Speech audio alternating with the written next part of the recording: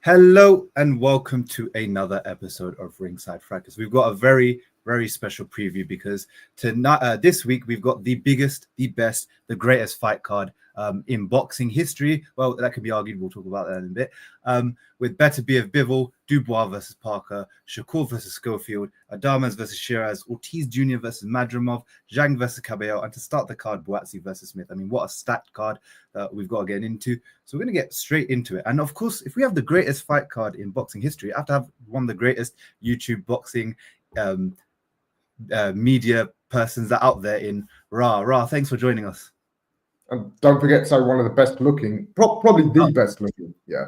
So second best looking Bengali out there. Wait, who's first? Huh? Who's first? The guy to your left. Oh, right. Well, you're the youngster on social media. I guess you're getting all them likes and white rights and whatever it is you kids do. So I'll give you that. But yeah, we're here for the boxing. I still don't know where I'm going to watch it on Saturday. I'm not a DAZN subscriber, so I will have to find somewhere. But I'm excited. I am excited. It is a hell of a card. Yeah, I mean, the one thing about this card, which we've mentioned before, is like from top to bottom, if you look at each individual fight, they're main events on their own right. They're not, these are ones that are, Buatsi versus Smith, we're going to start with, that's going to open the card. That's easily a 0-2 fight, and it could do a few good numbers in the 0-2 because people will go out to watch that fight. And every single card on there could do numbers in their respective countries if you put them on.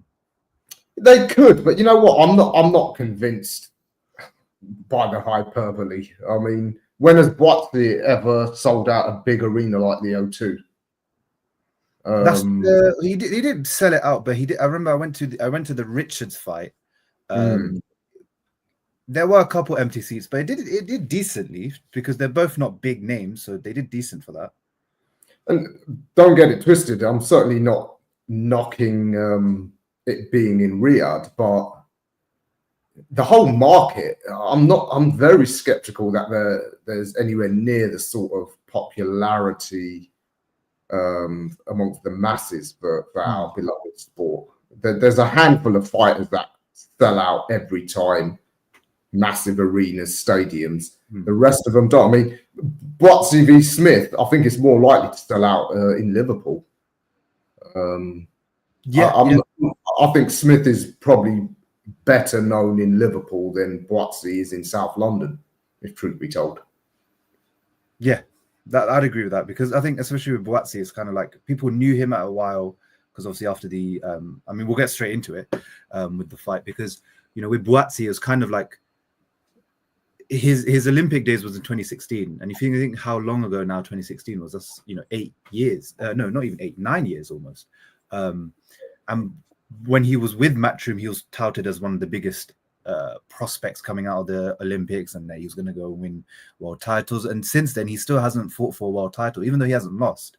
He hasn't really been in the big fights that you'd expect someone like him to have been in by now. I mean, 9 years as a pro career, having a good amateur career. It wasn't like he was just went to the Olympics and then came out. He had actually a decent, extensive amateur career. He beat loads of guys. I think he beat Julio Cesar La Cruz, if I can remember. Yeah. He has an extensive career. And so there's not really been a proper reasoning as to why it's taken this long, and even taking longer because let's be honest, vacant WBO interim's nothing. You still haven't fought for a world title yet.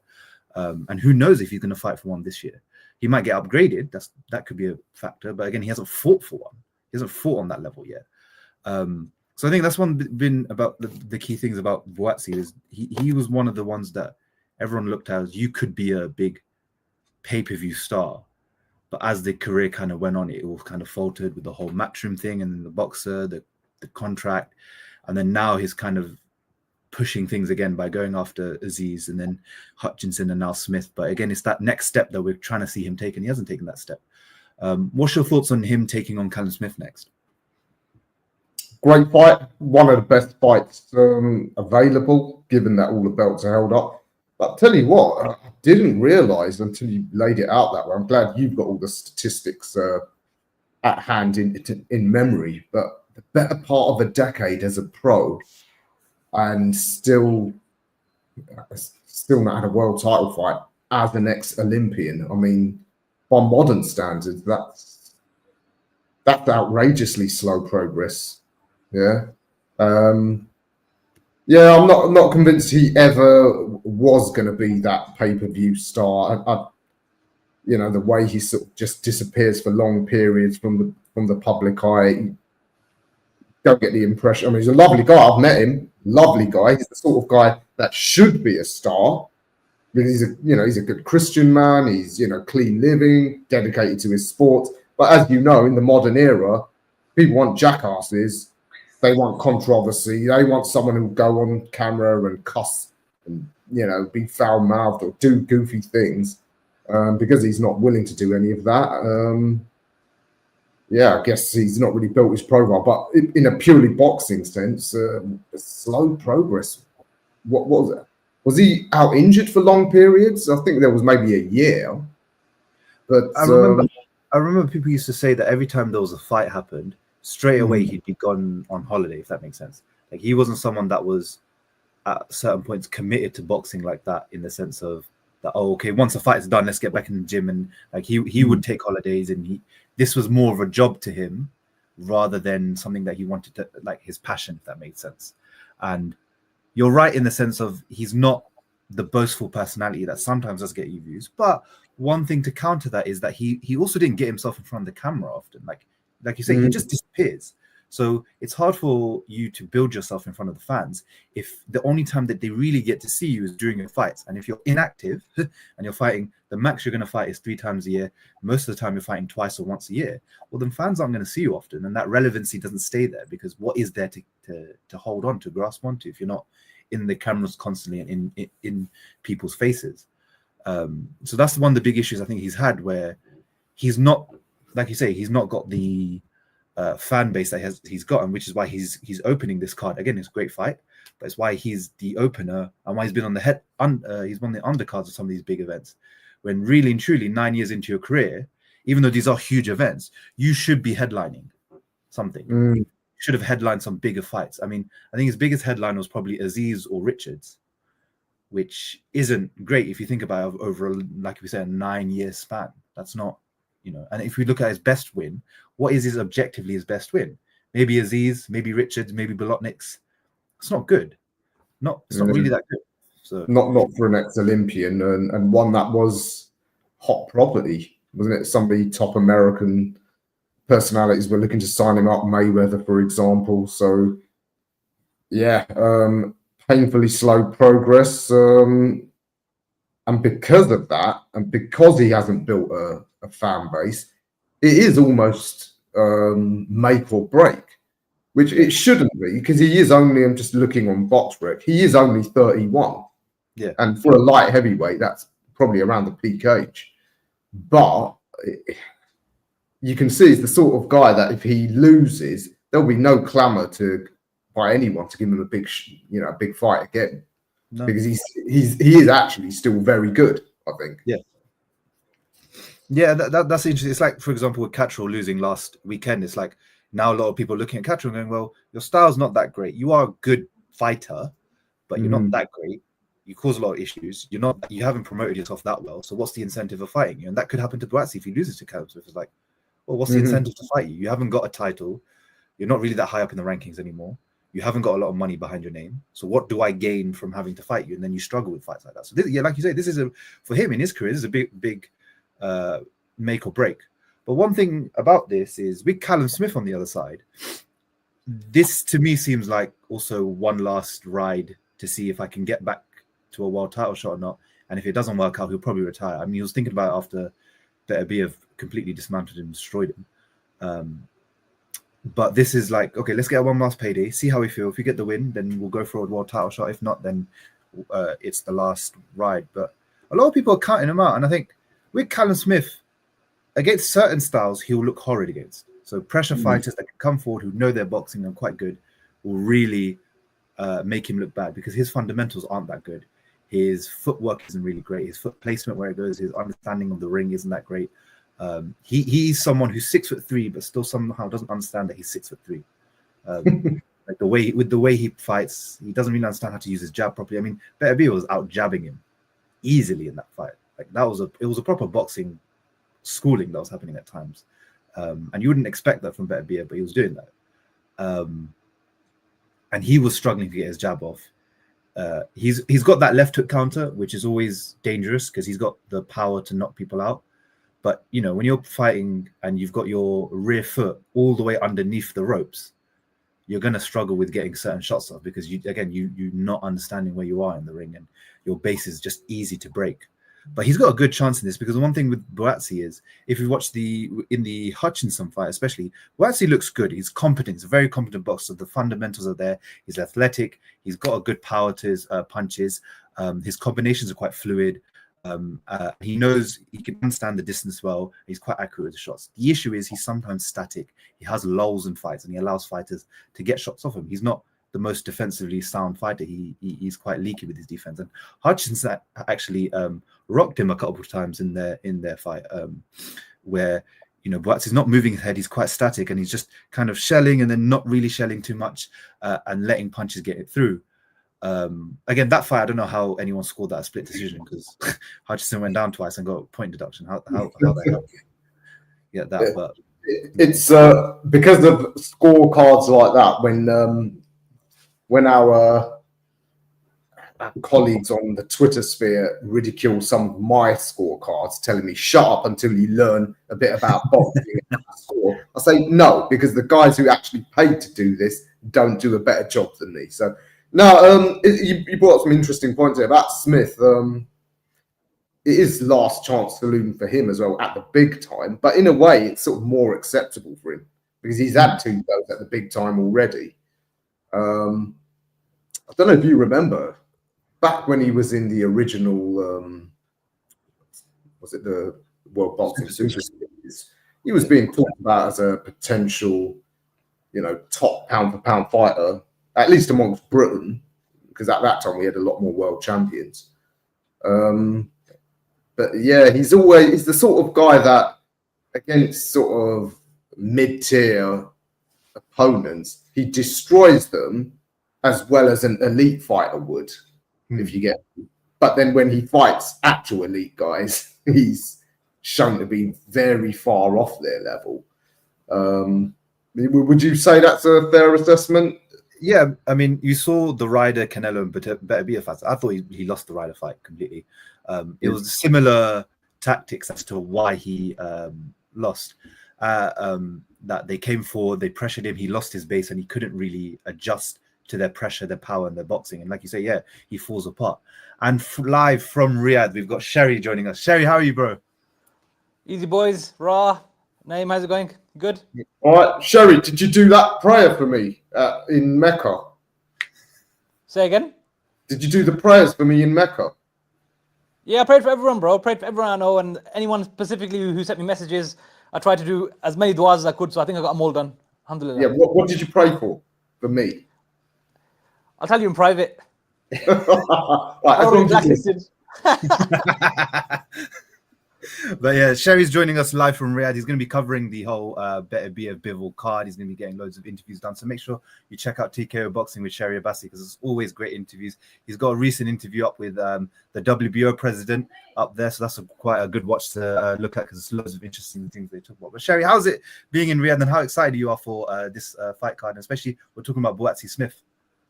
Yeah, I mean, I think all boxing fans right now online, as we're seeing, are very, very impressed with the depth on the card from the first fight to the last fight. Even someone like Ra, you know what I mean? He's going to be saying this card is next level. Do you know what I mean? I think every fight, even for people like us, we watch the first fight to the last fight anyway because we love the sport so much. But I've got people who don't really follow boxing who have been talking to me about this card. Like at work, for example, so many people who are casual fans asking questions. Oh, how good's this guy? How good's that guy? And a lot of the names now, they're starting to get familiar with them because of the Riyadh season cards being big events in that sense and sort of getting the interest of the casual fan. A lot of people, for example, that I work with, like I said, they're sort of taking an interest. Like a lot of them know who Kabayel is now. 5 or 6 years ago, that would never have happened. Do you know what I mean? But because he's getting a bit of coverage now on these cards, even Mr. Zhang, a guy who has had some big fights recently, he's getting a lot more coverage than he had done, previously as well. So a lot of fighters that weren't necessarily getting that shine now are sort of becoming known to the casual fan. And that's how it works, isn't it? If you make the best fights and the fights deliver, then the casual fans will buy into the stories, the narratives of the fighters, and then you sort of build from there, and they become the smart fans. So hopefully that's where we're heading. And I think this card every fight will deliver. I think, of course, there's every chance that some fights could be, boring. I'm not going to name any fighters or throw anyone under the bus, but there's some fighters that have the potential to make it boring because they're that good, and they might not fight out of their, style to put on a show. But I think when you've got this many eyes on you, they all need to deliver. Not just the fights themselves. Every fighter needs to put on a show just to ensure that even if they lose, the stock goes up. It's one of them ones, isn't it? Bivol and Beterbiev, whoever lost the first fight, their stock was always going to go up. You know what I mean? So it's just one of them ones. I think all the fights, hopefully, fingers crossed, should be delivering for us on Saturday. And by the way, the boring fight is talking about Shakur. He just doesn't want to say it. So I didn't say that. I did not say that. But yeah, we'll talk about Buatsi Smith. I think in this one, I think Buatsi wins because I think he's just the more technically composed fighter. I think they'll definitely be looking at the game plan to push Smith back because they know his base falls apart quite a bit. But over 12 rounds, I know Buatsi's gas tank isn't great, and he'll have lulls in the fight where I think Smith will actually hurt him with some of his counters at sometimes because he does that catch and shoot, and I think he will actually catch Buatsi at times. Might put him down. I'm not sure. It depends on if he lands cleanly or not. But he'll definitely hurt him and wobble him. But I think Buatsi will just be able to see out the fight and get a decision. But it won't be one again. It'll be similar to the Hutchinson one where he wins, looks a bit good, but he doesn't really convince you that he's near Beterbiev or Bivol. Like he's not really, So you know what? The one thing about Buatsi is, at least from the Bolotnik's fight, I get the impression if he does get clipped or hurt, he's not someone that go into a shell. I think the fighting instinct comes out at that point. Maybe he's similar to someone like, say, I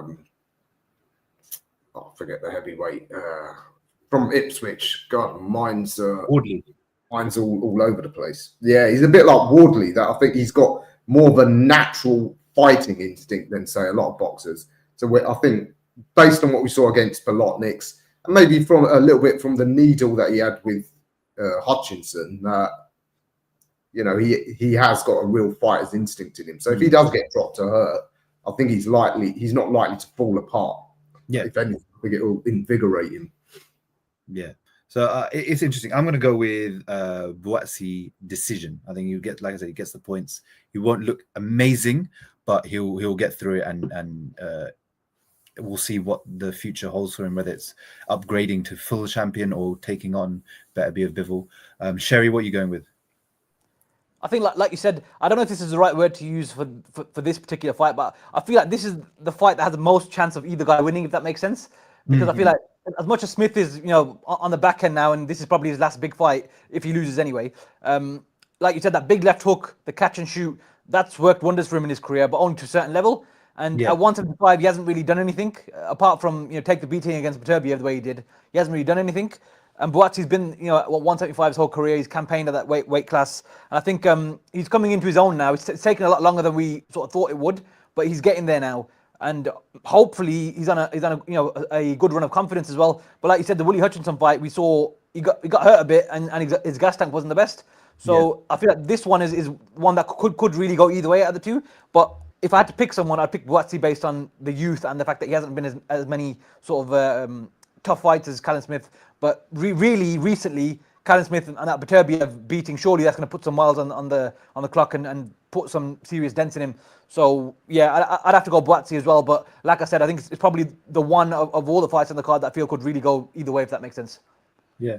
Ra, your opinion on what things happen? Like, what's your prediction? I think one thing that sticks in my mind is a couple of months ago, spoke to Luke Blackledge, one of Callum Smith's former opponents, in fact. I think they fought for the British title, asked his opinion, and he, as a pro, knows more about this sort of thing than us. He said that he thinks not only has Smith got a lot of miles on his clock, he always thought that Buatsi is stylistically a bad matchup for him.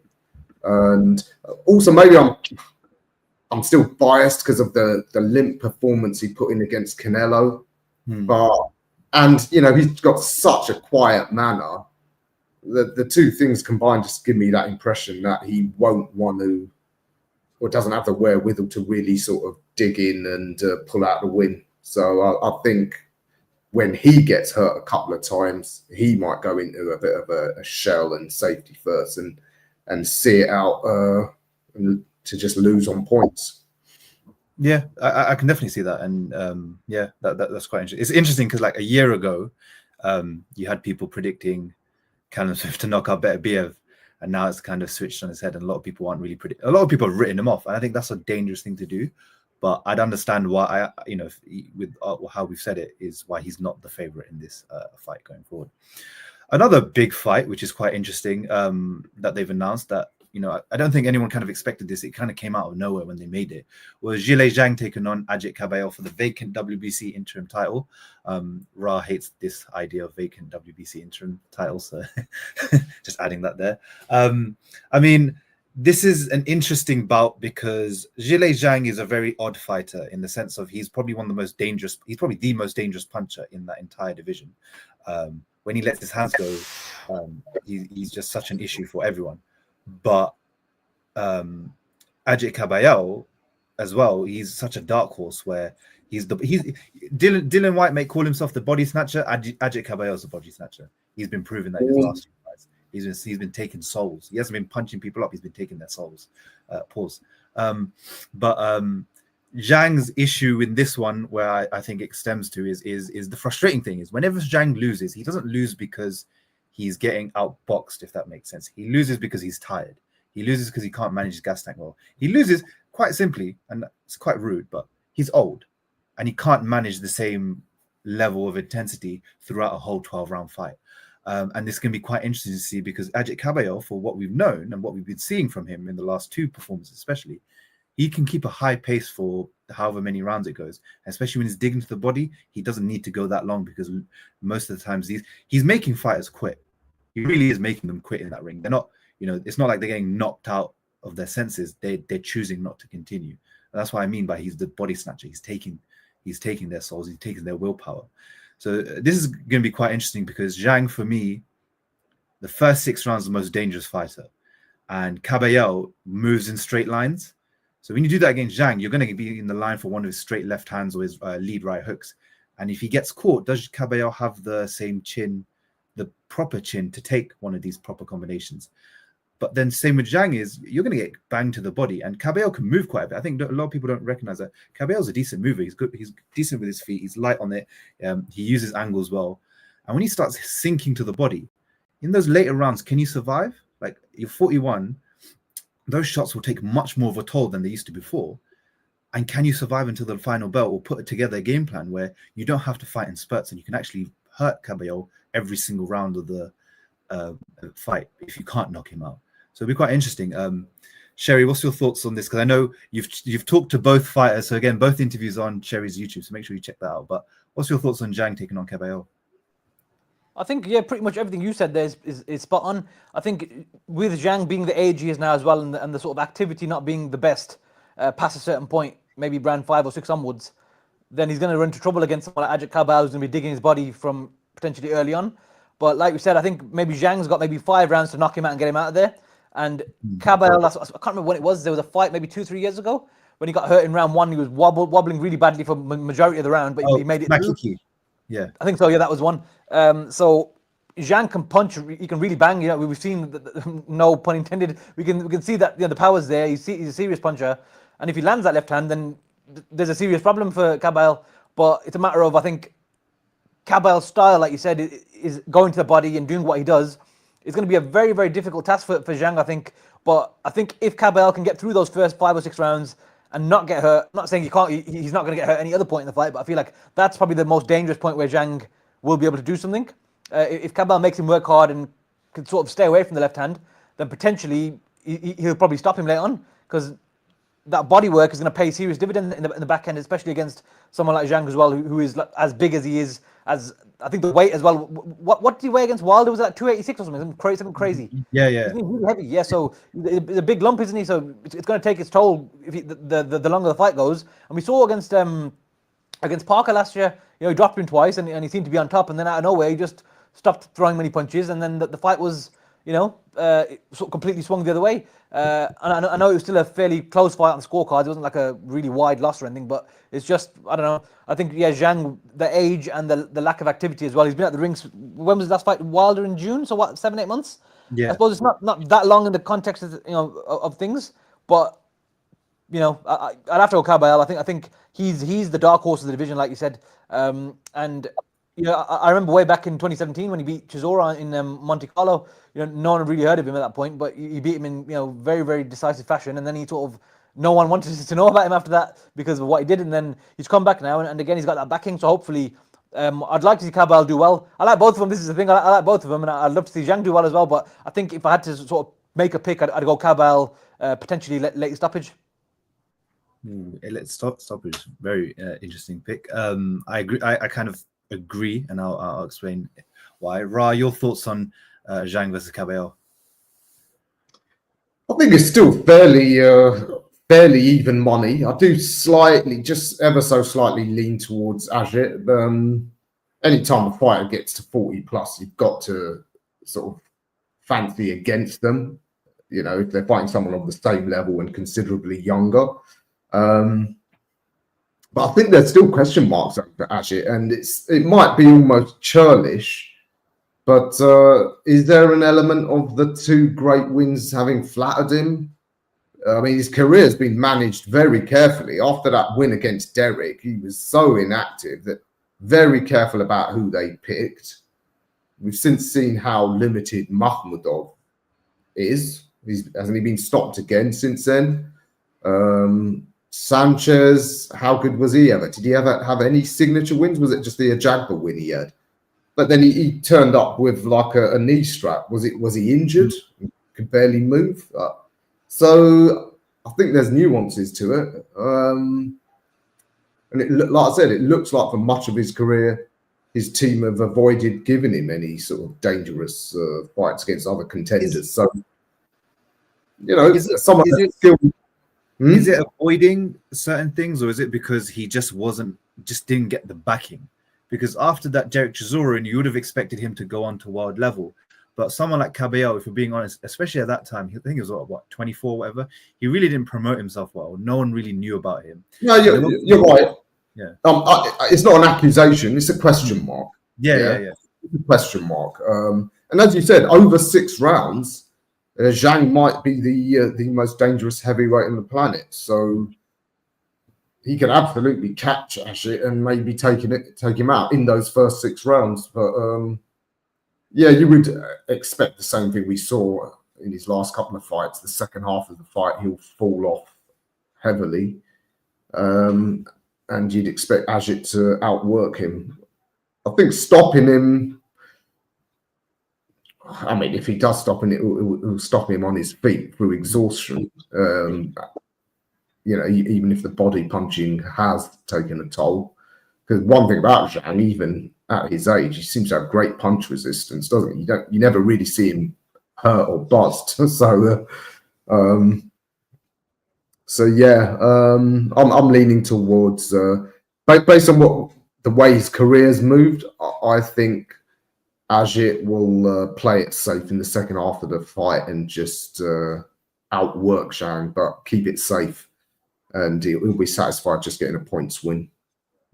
That's fair. Yeah. Ra, sorry, can I just quickly add on to what you said there about about Zhang? The reason why I said potentially a late stoppage, I'm not even talking about headshots. Obviously, of course, they will come into it, but if Ajit can really work the body the way he has done with his last 2 opponents, regardless, like you said, whatever nuances there were there, he still did what he did as well.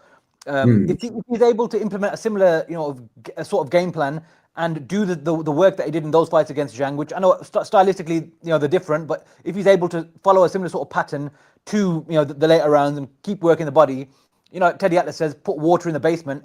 Eventually, we haven't, I don't think we've seen anyone really work his body or really, go to his body that much, have we? So it'll be interesting for me to see how much of a toll does that take on someone, not only who's older, but who's that much bigger and heavier as well, and will that really affect him? So for me, that's where the intrigue lies in the fight, is if it does go late, I don't really see Ajit hurting him to the head, because like you said, I think he's got such a massive head and he's got such a great chin. I don't think he's really going to do any serious damage like that. Obviously, heavyweight boxing can happen, but I don't. imagine that's what's going to happen. If it does happen for Ajit where he can stop him, I think it'd be a late stoppage purely through the body work that he does, and then potentially you can stop him to the head that way because he's knackered. But I don't know. That's how I'm seeing it. Is the body work is the key factor for me? I don't know. Sorry if I'm rambling. It's a key factor. You saw that against the last two fights where big punches broke them down to the body. The way I see a stoppage is only the body work, because again, Zhang's had loads of medical issues, especially when it comes to his body particularly. I can see Zhang retiring on the stool, or not just getting up off the stool, because it's just too much for him to get up and finish the next round. And that's one thing I definitely think won't happen. I don't see Zhang taking a knee or quitting on his stool, because he knows what'll happen back in Beijing when the CCP get wind of the fact that he quit. Yeah, that ain't happening. Now, I think he will, even if he becomes a static target and is just hit over and over again, and the referee has to save him, I think that's the more likely stoppage. I mean, on the body shots, though, the thing with Ajit now is people now know that's a danger. You've got to remember how skilled Zhang is. I mean, he's not just a big brute. He is skilled. So he'll be looking for when those body shots come in, getting his own massive counters off, because there's a reason not many heavyweights go to the body much. It's because at heavyweight, the risk of leaving your head open is that much greater. Kabayel could do it against someone as slow and plodding as Makhmudov, and someone who was relatively static, I guess, in Sanchez, who ain't as big a puncher either. So anyway, it's fascinating. I think it will go to points. So that's fair. Yeah, again, another one of those fights where you could see any of them. You could see Zhang starching Kabayel inside 4 rounds and leaving him on the floor, but you can see Kabayel also outworking him in the later rounds and taking that fight, whether or not he stops him or not, but winning it. So that's the fantastic thing about this card. It's just either of these fights, you can make an argument for any one of these fighters. And another one, which I think might steal the show in terms of how close it could be or how good it could be and violent it should be, is Virgil Ortiz taking on Israel Madrimov. I mean, that is a fight that is going to be violent. And just in time as we're previewing Ortiz versus Madrimov, we've also got Dapo joining us. Dapo, how's training, bro? Training's going well, man. I'm getting beat up a little bit because it's been a while, but I'm getting back into rings. That's good, bro. Like I said, it's the biggest fight card of the week. We've got to get a big Amazing panel. card. So we're on the Ortiz Jr. versus Madrimov fight. What's your thoughts on Ortiz taking on Israel Madrimov? That's a very, very intriguing fight. It's probably one of the most interesting fights on the card for me, and one that I'm really looking forward to. I'm very intrigued because I don't know how it's going to go. I feel like it's a fight that will let us know where both men are at in terms of the levels of that division. But I am leaning towards Madrimov a little bit, only because of I'm looking at some of the issues he gave Crawford, and I feel like he can replicate some of the successes he had against Crawford, against Ortiz, and I don't think Ortiz is sound as Crawford is, so I can see him getting a bit bamboozled and frustrated in there against Madrimov. I just think it's a styles thing, and I think Madrimov's style might upset Ortiz and potentially get him a points win. That's how I'm currently leaning towards. I don't have like a very super in-depth tactical analysis of how I think the fight is going to go, because like I said, it's a very intriguing fight. It's two people that I never really matched up in my head before the fight was announced. But just looking at a high level, I feel like Madrimov has a style, or has the style, to frustrate an Ortiz to a points victory. Yeah, I'll break it down tactically. That's why they pay me the big bucks for. So when it comes down to it, I think Madrimov's a schooled amateur. He's had an extensive elite career. His footwork is fantastic. He's probably got the best footwork in the entire division. He's quite reactive. He's quite athletic. I think his athleticism goes underrated. Very explosive with his shots. He throws the combinations well, and he can step in and out of range good. And the angles that he gets on guys is quite good, because it was giving, like you said, it was giving Crawford a lot of problems. He was struggling to maintain with the pace of the fight that he was giving, but the feints and then the constant moving and switching, and this was quite different for Crawford to deal with. And also, Madrimov punches quite hard. Like, he's not the hardest puncher, but he's got a good punch on him. and it was giving Crawford a lot of problems, especially when he was getting caught clean. Like, this guy's quick, he's reactive. This is a different kettle of fish, and it kind of, I think, in my opinion, it kind of made Crawford realize maybe the Canelo payday is what. Let's end the Canelo payday. I'm not at where I am.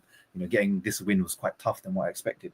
But with Ortiz, it's like Ortiz is who he is. He's a very elite offensive fighter in that sense. Like, his offense is really good. That jab, that ramrod power jab is just fantastic. It really thumps into the opponent's face. He's a dog. He is a genuine dog. Like, he will grind it out for 12 rounds and fight at the highest pace because all he's looking to do is knock you out. His combinations are quite good. His punches, the punching power is on display. I mean, even though he didn't knock out Bohachuk, there was many times that he hurt Bohachuk in that fight.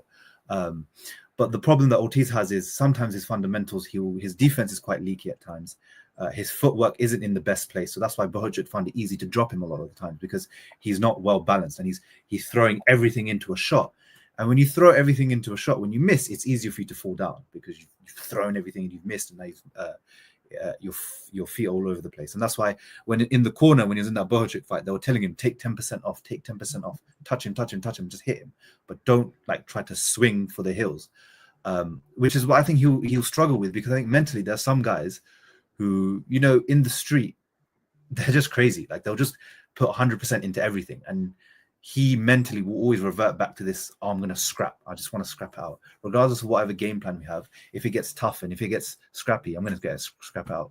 And that helps him. I mean, in the Bohachuk fight, I think we'll have mixed opinions on this. I think he lost. I think he was very fortunate to get the win. It was quite close, understandably, but I think he lost. But the thing that brought him back into that fight and got him rounds was his dog, the willingness to dog it out. Bohachuk's the pressure fighter. Bohachuk's always the one that's throwing more. He's never been in with a guy that matched him punch for punch with the pace. He's never been in with the guy that's really willing to dog it out at every single moment, because usually Bohachuk's beating these guys and these guys are slowly taking out. But Virgil's mentality is untested. That guy is bulletproof when it comes to, I'm just going to keep going and I'm going to find this guy. But there are so many fundamental mistakes that Madrimov can definitely work on, like especially the footwork. I think Madrimov will clearly use the angles, frustrate him, the feints and whatnot.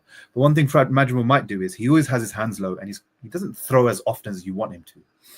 So there will be lulls in the fight where Virgil's taking rounds because he's using his jab, he's much more active, and his relentless work, his ability, his work rate is just a bit much that Madrimov's not doing enough to counter. But Madrimov will get those counters. Madrimov can definitely drop him. It'll be interesting to see how Virgil's power translates here. Does he have enough power to actually unsettle a person like Madrimov? Because if he doesn't, he'll lose a lot of these rounds because Madrimov will get confident more and more. But this one is a proper pick and fight. I think I'm leaning towards Madrimov winning by points, but I can also see Virgil winning it on his work rate and his the amount of punches that he throws. Madrimov not really responding as much as he should be doing. But for Virgil, I got to respect it. Bohachuk and the Madrimov back to back. You got to respect that work rate. That he's going after two top dogs. There's no kind of BSing around it. These are guys that no one would really want to fight, because you're not really getting much of an incentive to fight these guys. But obviously Riyadh season now. But he's doing it and he's going about it. And if he wins this fight, he's on his way to becoming a superstar, in my opinion, because you could sell this guy as the next big Mexican and American thing, and he could definitely sell out. He was already a big sellout in Texas, I think, in his hometown. But you can definitely push him with this.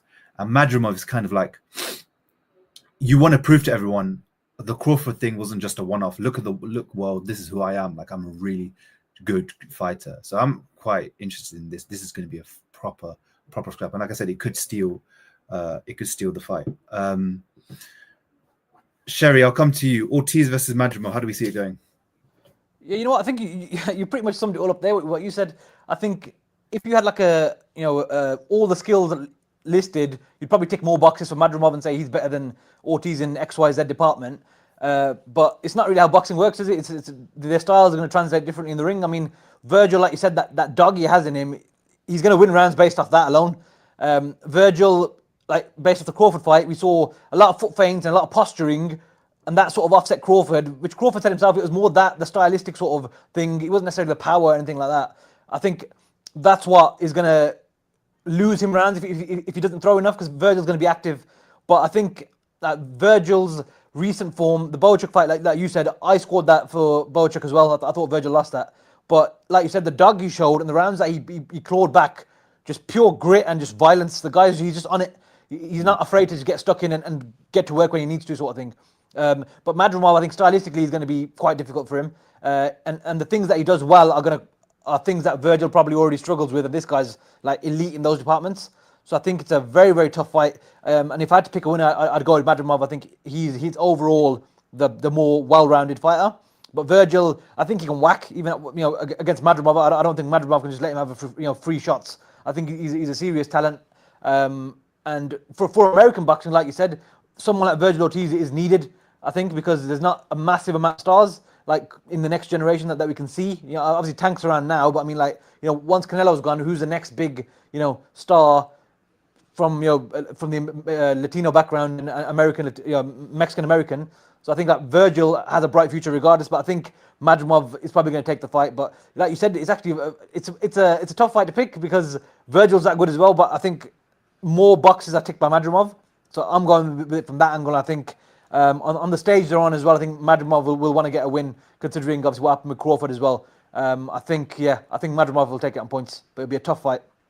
Perfectly well. So, Ra, is this a whole Madrimov roundtable, or are you differing? I'm inclined to think, again, it's because based on something an ex-opponent of his said, Emily Colombo, the Congolese fighter that fought him, and asked his opinion, he thought, Madrimov's movement, his footwork, as you mentioned there, it's just next level.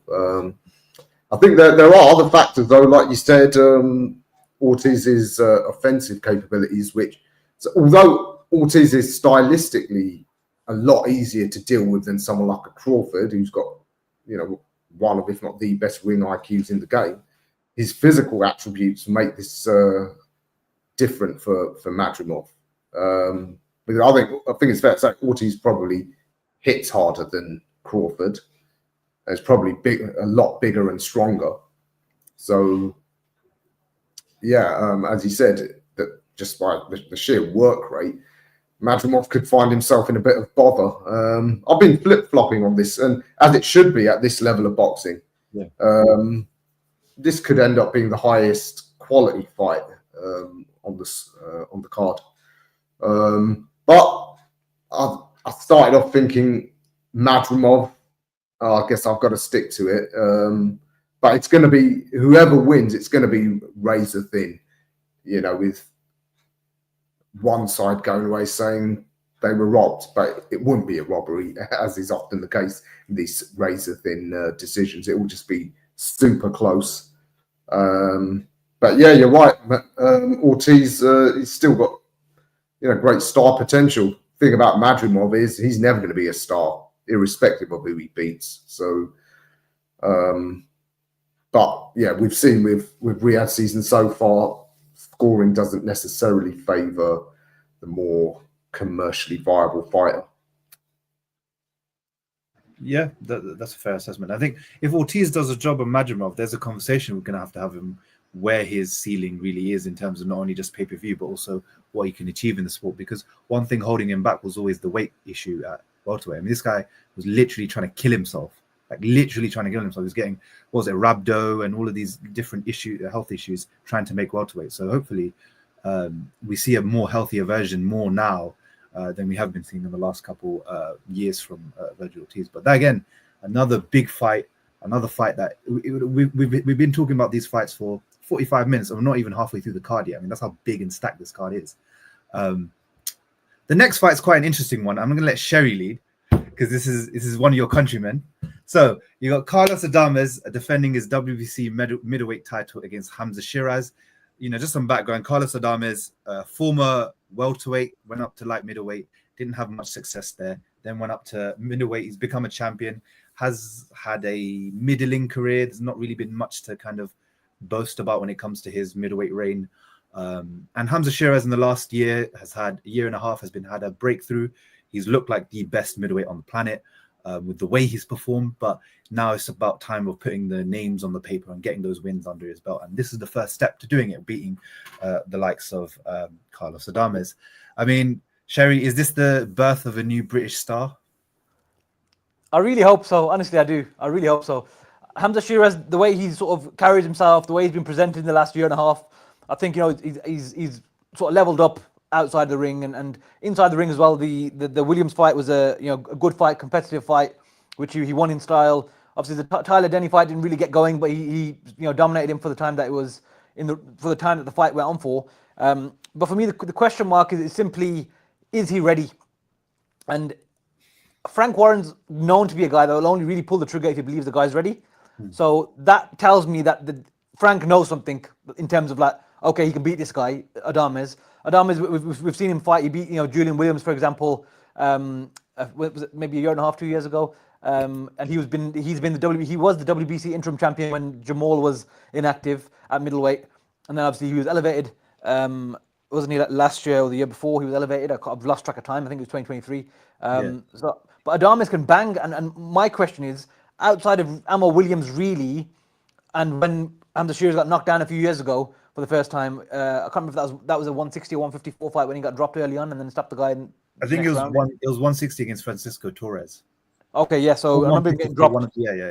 Yeah. So my concern is, can he take a big shot off a genuine good puncher? Adames seems to be a good puncher from what I've seen. I'm not saying he's an out and out power puncher, but I mean like he can whack. So my question is, how is he going to react to that? And if he gets hurt, how does he come through that? Because I think that tells us a lot about a fighter. When someone gets hurt, how do they then react, and how can they then see the way through a fight? But I like what I've seen from Sheeraz in the last year and a half, 2 years, and he's coming along nicely. The other question is also, Eris Landilara will be a very tricky fight even at the age he's at because of his style. He's just a dangerous, he can make someone look very, very bad. Even though he doesn't throw much anymore, he can just stylistically make you look very, very bad. And then obviously Janibek is a fight for whatever reason that they weren't going near. Fair enough. He's a dangerous fighter as well. So it's about picking the right champion out of those three. And I think they're going for the guy that they think is probably the most winnable fight. If we're being, maybe from a stylistic point, maybe the most winnable fight. Or that's what Frank Warren and team think. So for me, like I said, I'm torn because I want him to win, but I've got just a sneaky suspicion that it might be a fight or two too soon as well. But since he's on camera and Hamza Sheeraz's dad might see this, and I'm joking. Like, obviously, look, I think Hamza Sheeraz points. That's what I'm going to say. Fair enough. Yeah. I don't know if you him, but I think points. Yeah, I agree with the sentiment that it could be too early, but I think with the way he's fought and how he's taken out the certain opposition, like, again, the Ammo Williams fight, he had moments where he got cracked and Ammo had success. But really and truly, over that whole performance, it was all Sheeraz. Sheeraz was really beating him up and dominating him. That jab was world class. I mean, that jab is fantastic. I mean, that's probably one of the best jabs in the sport, the way he throws that jab. His power, the way he throws shots so fluidly, like there's no telegraph on it, there's no loading on it. He just throws them from the hip. So hard to predict. But he's gotten to a point where you've taken out the European champion inside 2 rounds. I mean, you dropped him in the first 30 seconds. There is nowhere really else to go. You have to go press forward with this in your career. And I think people forget he's only 25, so there's always going to be room for improvement with him. But this is one of those moments where it's like, if you really want to be that British pay-per-view star, you want to be the next kind of Amir Khan when it comes to British Pakistani boxers, and you want to lift yourself to that point, you've got to take this fight and you've got to win it, and you've got to win it good. Because if you do that, that's the statement that people are looking for. I think, with Adames, like you say, I think he's quite compact. He's got good combinations. He bangs with the body well. He's got a punch on him, so he can definitely test Sheeraz's chin. I think Sheeraz's chin still needs to be checked. I mean, you don't want any fighter's chin to be checked, but you want to be sure that this guy can hold a punch. And he's been holding certain punches, but still it's up for debate. But I think the one thing about Adames is inactivity. He's only had 1 fight in 2 years. So that's going to be quite key. And especially when you're trying to be a very active fighter. His last fight with Terrell Gausha, for example, that was in June. I mean, Terrell is washed, right? And that fight was quite closely contested until quite towards the end where he started to take over. But Terrell Gausha isn't the type of fighters you should be fighting. So even Adames on that level is like, you haven't even fought now. If you look at Adames, if you pick apart his CV, you've got Terrell Gausha, Julian Williams, and in 2023, Julian Williams isn't really the name that he used to be. Sergey Deremenchenko, again, good win over that, but again, it's not the biggest names. And I've seen Adames. Adames got dropped as well by Patrick Teixeira when he was at light middleweight. That was a fight he was winning, but he couldn't manage his gas tank well, and towards the end he just falls apart and he lost that fight. And that was a fight everyone's looking at, kind of, you were busting his face up for like 6 rounds, pause. But he then ended up losing that fight, and it's the gas tank that he can't manage as well. So he's just walking into shots, and he gets wobbled quite often. So I'm not. It's quite, like you say, it's quite interesting, this one, because like you say, out of the champions, probably Adames or Lara are the ones you target first. But if Sheeraz is what he is, this is the fight where you put it all together. And he's got a great training camp. Like, I like what I hear from his coaches. Ricky Funes always says, talking about, turning over the punches, not getting too overzealous. And Sheeraz fights at all aspects of the sport. He fights at range. He'll fight on the inside. He'll make it a proper tussle.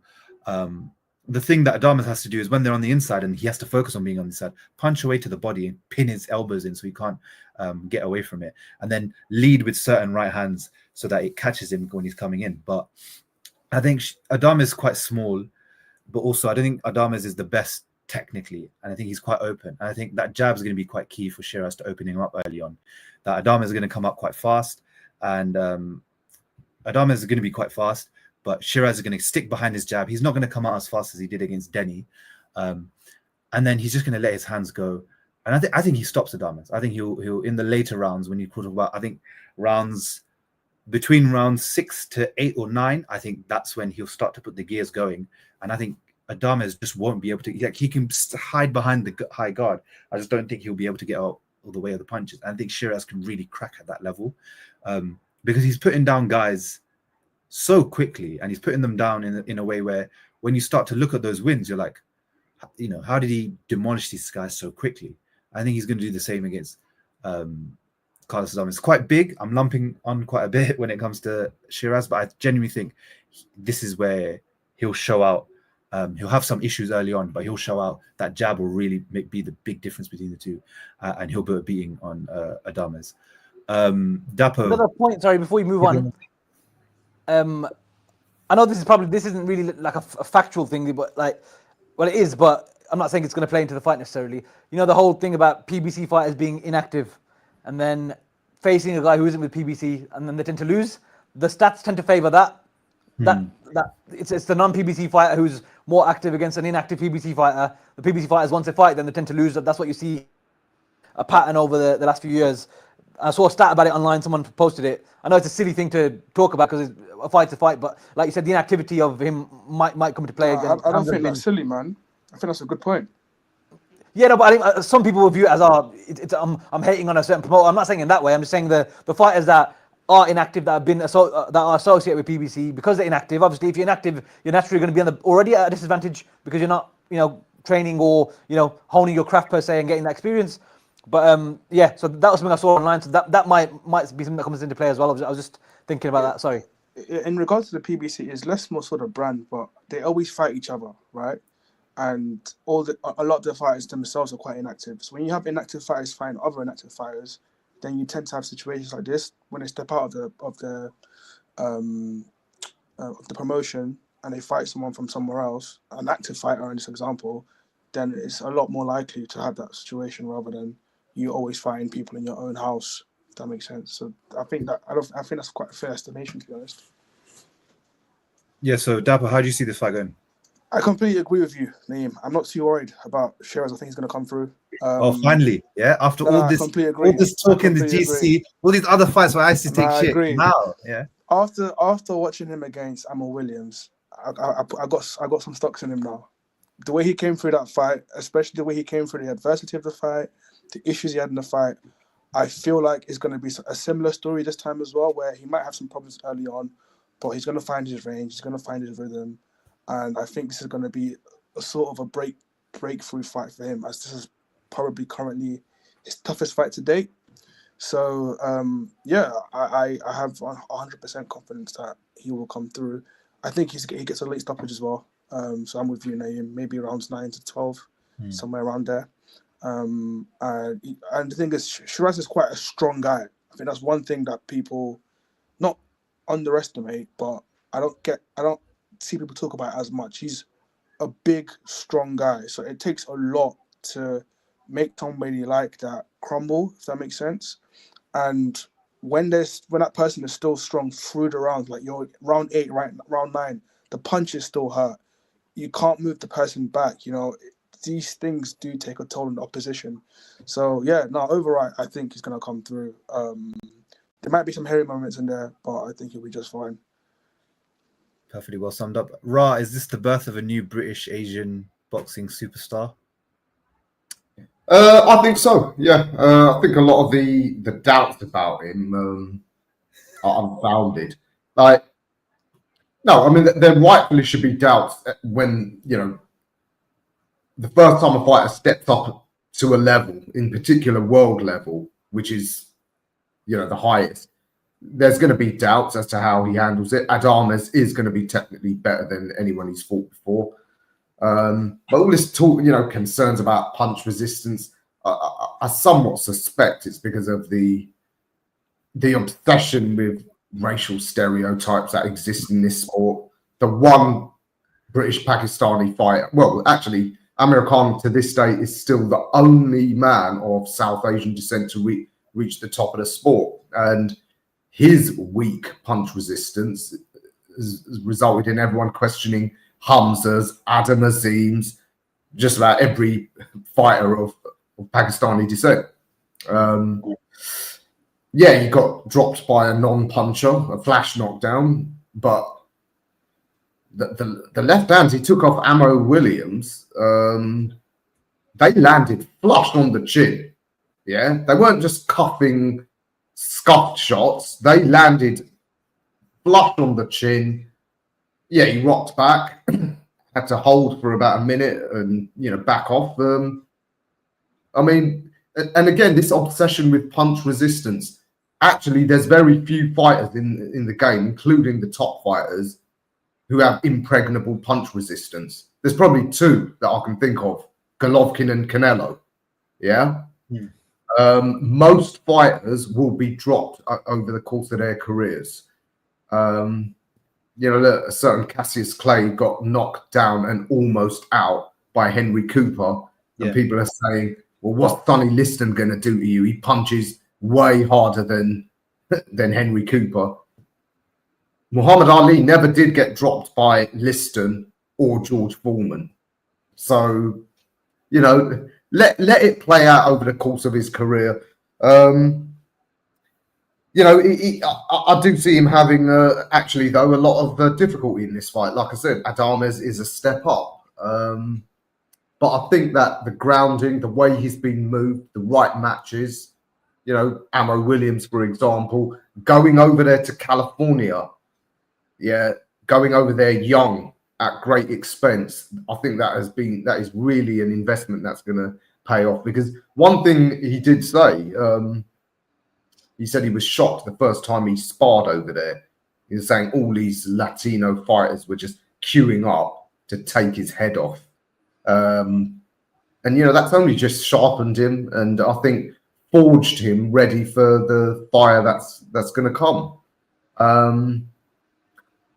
I mean, like I said, I see him having difficulties in this fight. It wouldn't surprise me if we do see him get dropped. But like I said, so what? At world level, most fighters will probably get hurt or dropped at some point. But I do see him pulling something out, because he's also shown a great ability to adjust and listen to instructions from his corner. I do see him pulling something out and getting landing that big punch. As you said, I think it's fair to say his punch is world class, the way he's taking guys out. And I think eventually he will find a shot and take Adames out. He might be behind on the scorecards at the time, or it might be finally poised. But I'm going to go for Hamza Sheeraz late stoppage, maybe in 10 rounds. Little aside, don't forget he's also the home fighter. Yeah, not geographically, but in terms of the promotion. He is a Riyadh season ambassador. And I don't know if you ever pay attention to my inane tweets, but I actually replied to Adames' tweet about him not being allowed to board the flight when he wanted to. And I told him, be mindful, this could be a way to disrupt your preparation, because your opponent is a Riyadh season ambassador. after I replied to him, someone in the boxing industry, I'm not going to say their name, they privately messaged me and told me to shut up. Yeah. So why anyone of any importance is bothering to read my tweets, I don't know. But the fact that they did, telling me to shut up, makes you wonder. But he is the house fighter here, so that could help him. Could help him. It didn't. I mean, Jared Anderson's Riyadh season ambassador, it didn't help him getting his head knocked off by Bacoli in 5 rounds. So there's that. Also, it helps only a little bit. I mean, now, if you ask Turkey who Jared Anderson is, he probably couldn't tell you who he is because he forgot about him by now. So there is that aspect there. But yeah, I mean, this is a fantastic fight, and for Britain, this is a big fight because again, this could be one of the guys, because British boxing is looking for the new stars now. The likes of the Furies, the Joshuas. That time is coming to an end now, if it's not already ended. We're looking for the next big stars, and you know, while you've got your Moses Atama who's still in the wings, Hamza Sheeraz could be one of the next ones who steps up, and you know, who knows, maybe one day could be in a fight which sells out a stadium. So we need more of those things happening more and often in British boxing. Who's that? Hamza? Yeah. I'll tell you what, the future super fight that I think they should work towards is Hamza Sheeraz against Nishant Dev in Karachi or New Delhi or whatever, because look, the Indian subcontinent is it's a frontier for boxing. It's the biggest untapped market in the world. So yeah, that could be a super fight somewhere down the line. Yeah, Pakistan versus India, and then Matchroom versus Queensbury. That'll be quite interesting to see if that's something that they could look at. And it does depend on Nishant coming through and making sure that he gets to the top level as well. But also for Hamza Sheeraz, I mean, this is someone that could probably go up to super middleweight and start winning titles there. I mean, fights with Diego Pacheco in America would be big if Pacheco goes up the levels. Edgar Berlanga, maybe Caleb Plant, those type of fights that could be big for him when he goes over there.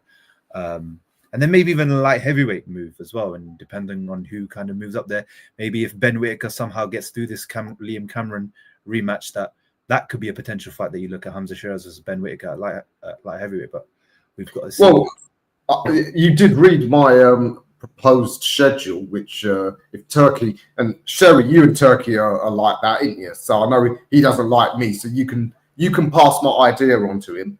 Get Hamza to become undisputed at middleweight.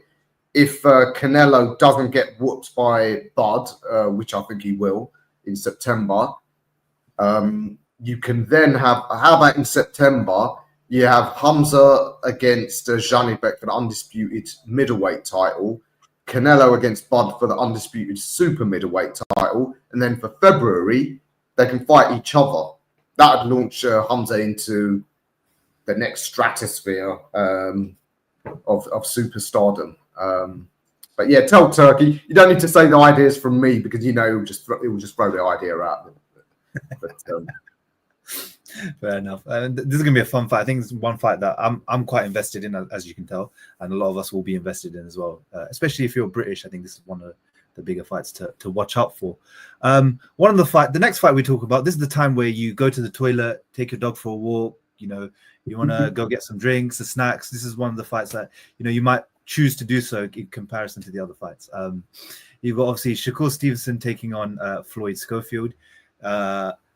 This is probably one of the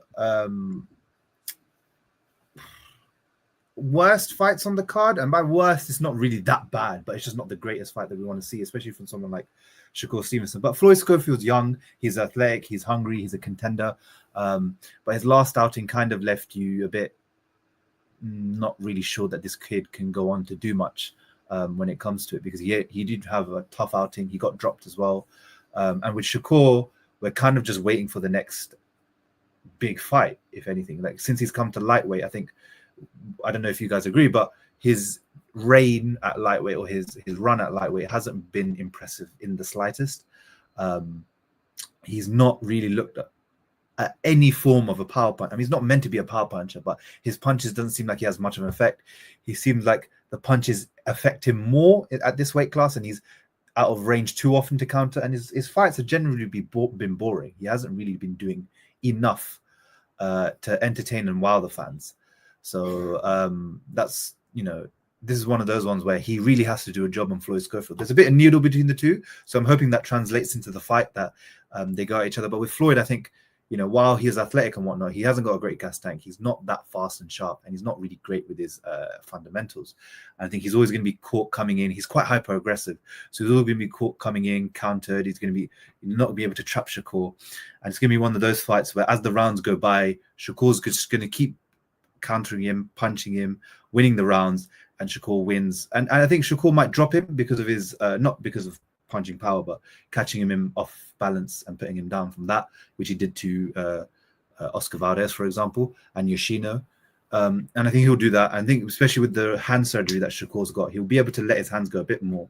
But I think he'll break again. I have a feeling he'll break again. I think his hands aren't really solid when it comes to punching. I think he'll break it again. But he'll win a wide decision. And I think while Floyd can maybe give him some issues with his aggression and his athleticism early on, he's not going to be able to maintain it, and he's just going to get picked off. Ra, your thoughts on Shakur and Schofield? I have to be honest, I haven't seen anything of Floyd Schofield, but having looked at his record and read up on him, yes, believe it or not, some people do still read. Nothing to suggest he's done anything to prepare him for the level of boxing ability he's going to come up against in Shakur Stevenson, who I think is one of the best on the planet. I think he probably is the best lightweight in the world. Not exciting, but does that mean he's not of a certain level? He's exceptional at what he does, and I think he'd beat every other lightweight doing what he does, outboxing them. But I think with him possibly keen to impress the Saudis, I think he might actually step on the gas in this one once he starts getting through. I think maybe mid to late rounds, I think he will really pour on the combinations, and I think he'll look to stop Schofield through accumulation, maybe to try and strengthen his hand in getting some of them other rivals in the ring with him. Although it looks like two of them are ruled out, Tank's already effectively ruled himself out, and Keyshawn is his mate. So I don't know who is there for him. He might have to move up to 140 to start getting challenges. But yeah, I think it'll be a pretty routine win for Shakur Stevenson. Sherry, your feelings on that? Sorry, yeah, I think Ra summed it up there. I think Floyd Schofield, young, hungry contender, but like you said, in the last fight, he got knocked down, didn't he, in the first round? Yeah, came through it. Later rounds, yeah. Yeah, came through it and got his win. But Shakur's just on a different level, isn't he? There's a massive disparity in terms of experience overall, whether that's amateur or pro. He just levels above him. So I think it's a mismatch, isn't it? Ultimately, without being disrespectful to it, to either fighter, I just think that Shakur's levels above at this moment in time. Yes, he hasn't really, he's failed to sort of, give us any real excitement at 135. So he's not necessarily at the best point in his career in terms of momentum and sort of positive vibes about him, but we know how good he is and what he can produce in the ring. And I think that just that experience and skill level is going to be more than enough for him to get a dominant points victory. If he chooses to put his foot down and really go for it, it'll stop him, mid to late rounds potentially. I think there's that much sort of disparity at the moment. Doesn't mean that Floyd can't go on to do well later on. Hopefully for him, he can. He's a young lad. But I think Shakur's just levels above. And I think that's the difference here, is just experience and just Shakur's too good, man. I can't even really describe him in that way. He's got too many different skills. And again, the whole iron sharpens iron thing. Him, Keyshawn, Bud, Dre, the people he surrounds himself with, the mentors he's got in the sport. That's a massive thing. And the fact that he's always sparring with Bud and he's like I said, the association with Keyshawn as well. I think he's just going to be levels above on the night. And I think potentially I'd say mid to late stoppage. I think. Yeah, like I said, I think it's going to be wide between the two, the levels. Like I agree with everything you guys said. It's quite interesting when they did a segment on TNT Sport where they were getting all the fighters to compare their grip strength using one of the machines, and the average was like between 60 and 80. Obviously, Dubois getting the highest. Beterbiev broke it, so he couldn't measure his one. And then when when Shakur tried doing it, bear in mind the average is between 60 and 80. His was 33.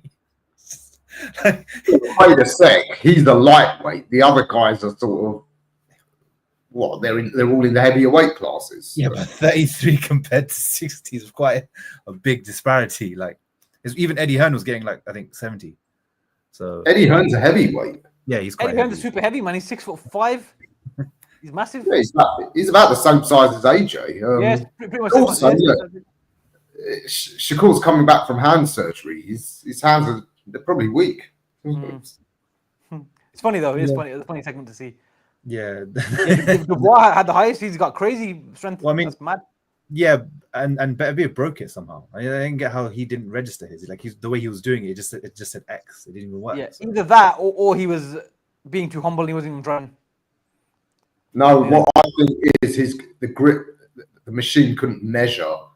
He went over the limit of how much he can measure. Because haven't you seen him do those arm twists with a 20 kilo Olympic bar? I mean, that's a scary thing to imagine. But yeah, all right. Yeah, like I said, if you want to go for a walk, you want to go for a run, you need to go to the toilet. That's the time to do it. So because it's not really, this is like the least competitive fight in my opinion on that card. And like you say, we've got a whole roundtable of saying it's going to be Shakur win. And then for the top two fights, we're finally here, an hour and 12 minutes in. We've got to the top two fights, the main fights. Again, these fights could be main events on their own and fill out arenas on their own. But we've got firstly Daniel Dubois taking on Joseph Parker in the second defense of his IBF heavyweight title. What a great fight between the two. This is probably the two best heavyweights outside of Usyk and Fury fighting each other. And I'm quite interested to see and intrigued to see how it goes. I'm going to ask straight off the bat, Ra, how do you see this one going? It's hard to say because a lot of people are now, again, being churlish about it. People are saying, did the two wins that Parker had against two of the dangerous punchers, does it flatter him because they were aging? Yeah, there's an element of that, possibly.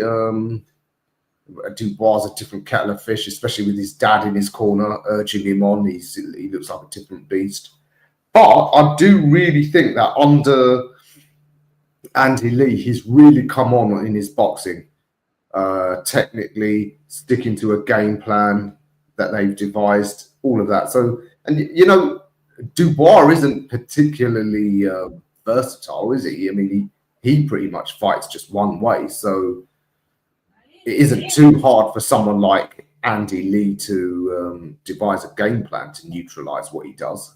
So, but my concern, though, is, as I said, that the two wins Parker's had have been against aging fighters who couldn't really maintain much. Dubois, we've seen recently that he doesn't actually have any weaknesses. He's got a decent chin. He's got decent stamina against Miller, who, all right, we know Miller ain't exactly the most hard-working guy in the ring, but he maintained his work rate till late on and obviously found the punches late. So that's my concern, that Parker's going to find there's a big difference against, outboxing two 40-year-olds and a 27-year-old in the prime of his youth. That said, I do think he will, for large parts of the fight, be outboxing Daniel, but we've seen Daniel again with his dad in his corner. He doesn't lose heart. He does keep going. I think the scoring might be similar to what we saw in the Zhang fight, in that, yes, Parker will win quite a few rounds, but there will be rounds where he gets hurt, probably dropped as well. But I think this time, because Dubois is the house fighter, I think the scoring will go in his favour. So I'm going to go Daniel Dubois on points with Parker and his team saying they felt they'd won. Sherry? You're mute. Still on mute. I mean, I'll continue that. So I think, yeah, no, I think this one, I don't know. I think, yeah, you're right in the sense of Parker's quite crafty. His boxing's come on much better than his previous years. I think he'll look to frustrate Daniel, because I agree with the sentiment that Daniel is more confident in his work, but technically, if you try to ask what's he's improved, really hasn't improved that much, if that makes sense. Like, he hasn't come on that much when it comes to the actual technical improvements. They're just getting him more confident in being able to fight. They're just getting him more confident. No, that's not. They're just getting him more confident in believing himself and going after the opponent. You know, sticking that jab. He's got a really good jab. I thought he used it well against AJ. And then just going after the opponent. Even sometimes he still struggles with range in terms of how far away he is from the opponent and what shots he should be throwing at what angle. But he's quite athletic. He's got a good punch on him, and he's quite ruthless. So I think he's going to put his punches together. And I think the thing with Parker, he has to win. The only way he has to win is by being frustrating, making it a crappy fight to watch, where he's tying him up, like you say, outboxing him, boxing in spurts, and making Daniel always keep moving to him. But I just think Parker's very leaky as well, and I think he's always going to get caught into in a position where Daniel's going to be able to trap him on the ropes, throw the correct shots, where's the right hand over the top, the left hook to the body or to the head, and he's just going to keep pressing forward, and eventually he's going to buckle what's his name? He's going to buckle Joseph Parker and put him down. And I think Parker's strong, he's tough, but I think Daniel's just more than capable enough of getting the job done. I genuinely think within 6 rounds, Daniel will probably stop him. That's the way I feel it go. I think Daniel stops him inside 6 rounds. I think, like I said, technically nothing's changed, but Parker can hit, but does he have the correct punching power to really unsettle Dubois? Because Dubois' issue has always been someone that can box, move well, but they've got a bit of power behind it. But also, you know, the loss to Usyk mainly came from the fact that he was a southpaw. His jab was really good. His technical IQ was on job. I mean, it's on his under Usyk. And his loss to George Joyce came from, again, great jab, but powerful jab behind it, and he couldn't take it on that eye. I think Parker's got power. I just think in this half of Dubois' career, you're seeing more confidence that even if he's taking shots, he's going to keep coming forward. And I think Parker, we've seen him fall apart, especially against Joe Joyce, especially against White towards the end, or towards the middle, where he can unravel at times. I think he might unravel here because Dubois, you can tell, doesn't respect him in the way they talk and whatnot. Dubois doesn't respect what he has to offer, and he's going to come forward and walk forward. And does Parker have what it takes to neutralize that? Because against, you know, Wilder, it's quite easy because Wilder can't fight off the back foot. So you can just press him on the back foot. He's not physically strong, but Dubois is physically strong too. It's going to be hard to press him unless you have a big punch on you that makes him think. Sherry, how do you think this fight goes? Sorry about that. I had some issues with my Wi-Fi. No, it's fine. What did I miss? What was the last thing you said before I got cut out? Just talking about what you think about Dubois versus Parker, and so we just went through in terms of what we think. Yeah, so for me, I think Ra mentioned it, fighting 2 40-year-olds and then a 27-year-old, young, hungry, confident lion in Dubois, who is very much a seek and destroy type of guy. Big punches, serious puncher, he can take shots. It's not exactly the easiest guy to go up against, is it? Unless you're an Usyk or a guy who can really sort of put a dent in him. The Joe Joyce Dubois gone. Yes, we can say, oh, he's still got quit in him, and that will always be there, I think, because if you've done it twice, then there's a chance it can happen again. I think that's fair to say that. But I don't see Parker being the guy to do that to him. He's got a respectable punch, but I don't think he's a massive puncher enough that Dubois is going to be worried about and think. But similarly, this is heavyweight boxing, isn't it? So you never know what can happen. But I think that the way to look at it is that I think Dubois will stop him. I think Parker may last a little longer than AJ simply because he's not going to make the mistakes that AJ made so early on. And he knows now, and you've seen Andy Lee's sort of take on it in things he's been saying as well, that we're not going to stand and hold our feet and stand there to take punches or start, have a throwdown with him, because that's counter, intuitive. It doesn't make sense, because that's not what we're going for. We're going to try and outbox him and move and make it a difficult fight for him. But I don't know if that's going to be enough to beat Dubois. I think he's going to get to him at some point. And when he does, I think it's going to get very messy. I think he will stop him. But for me personally, I'd prefer to see Parker win the fight because it gives us a fresh matchup against Usyk. I don't really have any interest in seeing Dubois versus Usyk 2 outside of the fact that Dubois is on a very good run right now. So it makes it intriguing in that context. But I would much rather see Parker versus Usyk, but only if obviously if it's warranted. So it's got to be a genuine victory, not a robbery or something stupid or do you know what I mean? But my pick has got to be Dubois stoppage realistically. But I think Parker is he's done well in his career, and his late resurgence has been very welcome in the sport. He's one of the good guys that we like, and a decent fella from what we see and stuff. But I don't know if he's got enough to keep a young, hungry lion like Dubois with the level of confidence of that AJ victory now. But I have to contradict myself again. Having said that, you said about he doesn't respect him. How much could that potentially hinder him on the night? Do you know what I mean?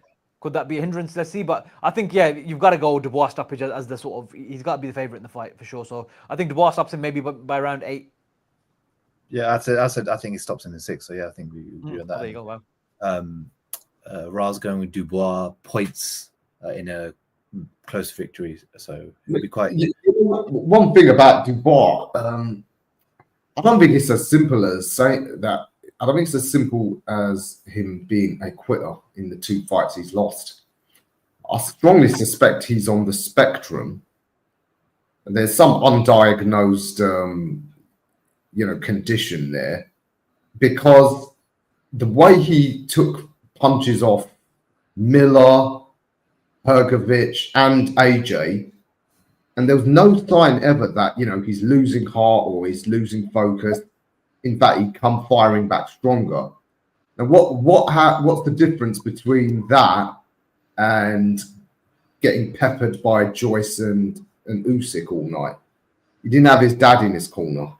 Having spoke to people who are actually professionals in this field, they say, certain conditions, people are on the spectrum, they get confused if they haven't got a particular familiar voice or authority figure telling them what to do. So I don't think it's, yes, he may well have quit, but it's not quit in the way, normal, straight up normal. Yeah, I mean, I think it's a case of when he gets confused and doesn't know what to do, he tries to take the knee to try and make sense of things, but then he can't. I think there's something else. There was something more going on in that regard. I suspect why it's undiagnosed. My understanding is that someone who has that condition, if it is diagnosed, they're then classified as a vulnerable adult, and there'd be question marks as to whether they'd be allowed to actually box. So there might be, again, this is just purely speculation. We don't know, but I suspect there's something like that going on. Yeah, because people aren't going to want him diagnosed, because then they'll lose that that fight. Yeah. Can I just add on to what you're saying there, Ra?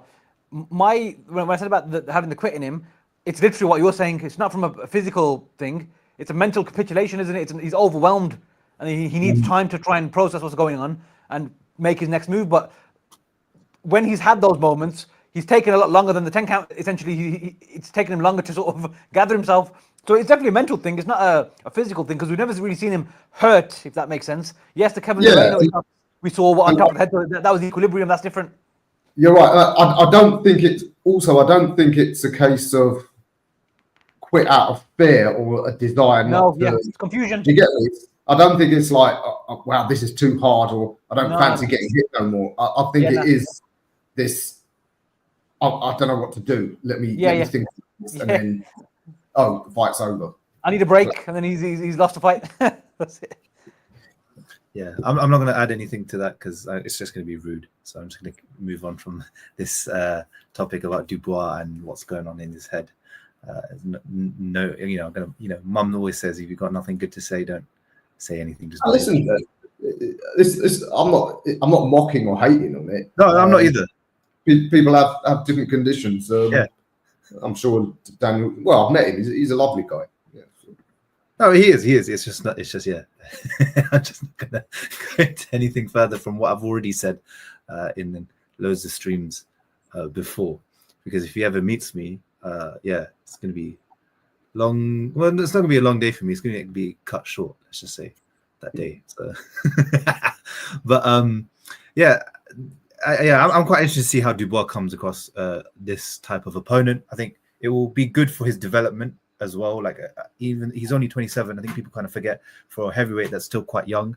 He has shipped a bit of punishment, but still, it's still relatively young. So it will be interesting to see how he takes on someone like Parker. And then the one fight that we've all been waiting for has taken us an hour and a half to get there, but that's how stacked this card is. Beterbiev versus Bivol 2. The first fight was literally the best fight we've had since Canelo Triple G2, the most highest level fight we've had. Literally razor thin margins when it comes down to who won that fight. Beterbiev with his activity, the amount of times he kept punching Bivol, and Bivol with the clean counters, moving, making him miss. It was a back and forth type of fight. Each fighter had their moments. I thought Beterbiev won it. In the later rounds, I thought he just took those rounds and he snatched that fight back from Bivol. But Bivol had every right to think that he won that fight because again, it was very close. It really could have gone either way. And we're back here again, both admitting that there are things they need to work on, especially from the first fight. I mean, Beterbiev even said in the post-fight interview there were some things in the game plan that he didn't stick to that he should have stuck to, and he's going to do that next time. Which I think what they were alluding to probably was the body work. I think he quite neglected it quite a bit in the first fight, and you would have expected someone like Beterbiev to go more to the body, especially with a mover like Bivol. And I think with Bivol, kind of how he paces himself in these fights, taking off those 2 rounds towards the end weren't great for him because he did lose 2 rounds, which were quite, which did decide the fight. Because in his head he probably thought he won, or he just didn't. I don't think that. I think Bivol's a warrior. I just think in those 2 rounds, it's just hard to deal with that pace, with the way he fights, and obviously the way Beterbiev fights. That it's just hard to maintain that for 12 rounds. But this is such an exciting matchup because again, there's nothing. I feel like this is one of those fights where we saw a lot, but there's nothing we didn't expect, if that makes sense. Where you could literally do the preview for the first fight again for this one. It could go again the same way. Either fighter's got their opportunities to win. And there's nothing big you've learned about the two. Like, for example, Terence Crawford and Errol Spence, how dominant that was. You can now change your prediction on what the rematch will go and your preview and how it do. But this one is like, you could run the preview again from the first fight and it would still, every point makes sense. That's how high level these two are. Sherry, how do you see this rematch going? And who did you have the first fight for, if you don't mind me asking? I scored the first fight 114-114. Had it bang on a draw.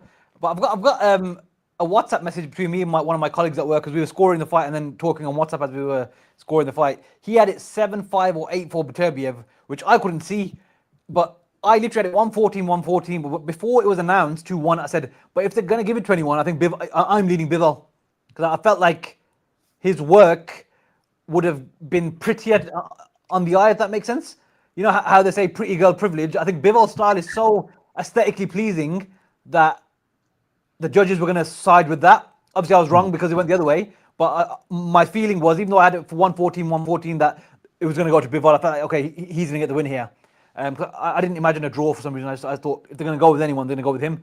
Ra, you had it 9-3 Bivol, didn't you? Yeah, much to the disdain of, again, all our colleagues and fans in the Twitterverse. I thought Bivol won the first 9 rounds. I didn't think Beterbiev.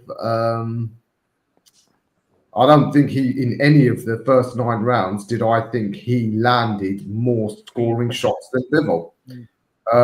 But as some of the people who challenged my view on that, they made a point that they were nevertheless effective punches. And again, it goes back to how this entire sport, it seems deliberately vague when it comes to the question of scoring. I can't find a single commission, body, any of the governing bodies that can give a definitive scoring criteria. It's so vague as to to leave it open to interpretation. There's no doubt that Beterbiev's punches, although I didn't think they were scoring punches because I thought they were landing the gloves and the arms mostly, they were effective. So don't get it twisted. I'm not saying I was sure he won all 9 of the first rounds, but that's how I had it. Yeah. And yeah, I expect more of the same. I think Bivol will win. Beterbiev can only decline from here. That's a biological reality. Yeah. Unless you've got a little extra help. Yeah. But the turnaround from the first fight to this fight is much shorter. And I don't know what the drug testing situation is. Also, a 40-year-old body. How much is this quicker turnaround how's that gonna play on that middle-aged body? Because usually he has the better part of a year off between fights. So I think that will all tell a tale. I think Bivol will win quite conclusively on points. I'll tell you what, I also think in a couple of the early exchanges, I thought Bivol got the better of it, even though he's the lesser puncher. I thought he stopped Beterbiev in his tracks a couple of times. So, it could be a sign, again, the punch resistance, that goes with age, doesn't it? So, because of that, that's the main reason why I think Bivol will win a clear points decision. Yeah, I think the point you made about Bivol sort of stopping him in his tracks, that was quite prevalent in the first few rounds, or not the first few rounds, but early parts of the fight. There was times where he stood through a 2 or 3 punch combo, bam, bam, and he stopped Beterbiev from sort of coming forward. I think maybe Bivol normally isn't a type of guy to stand and trade. He'll box, and then when he has a chance, he'll throw a few more. But I think he knew he had to do that at some point just to get his respect and sort of show him you can't just walk into my shots. But there was a point, I don't know what round it was, I think maybe in 6 or 7, where he stood for too long and he threw an extra punch, and he got caught by Beterbiev, and that sort of, I don't want to say he was hurt, but I felt like he got buzzed a little bit, and that sort of changed the direction of the fight.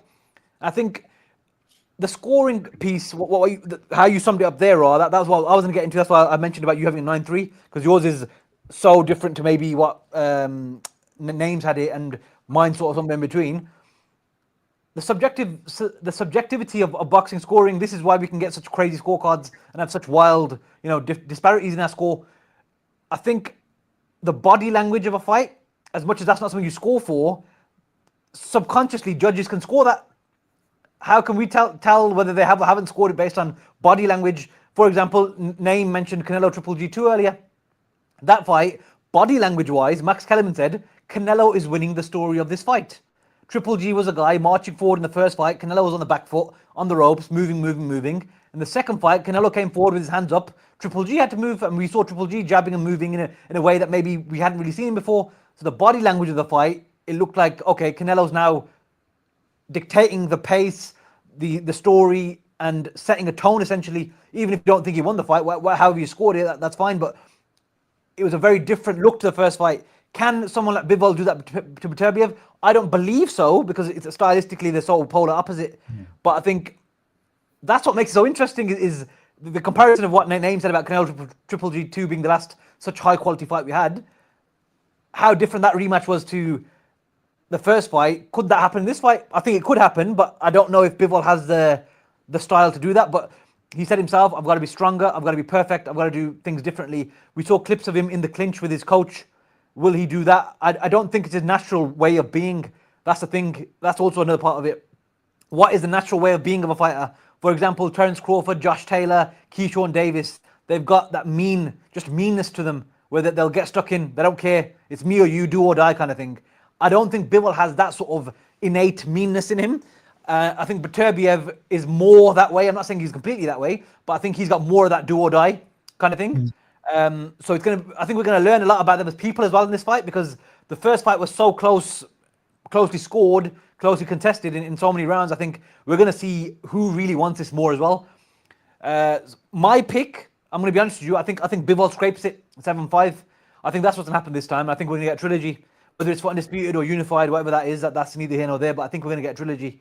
I think Ra's point about Beterbiev being older 100% counts. He was coming off knee surgery already in the last fight, then having a quick turnaround of 4 months when he's usually having close to a year, like we said. That will also play into his training camp and how his body feels and stuff.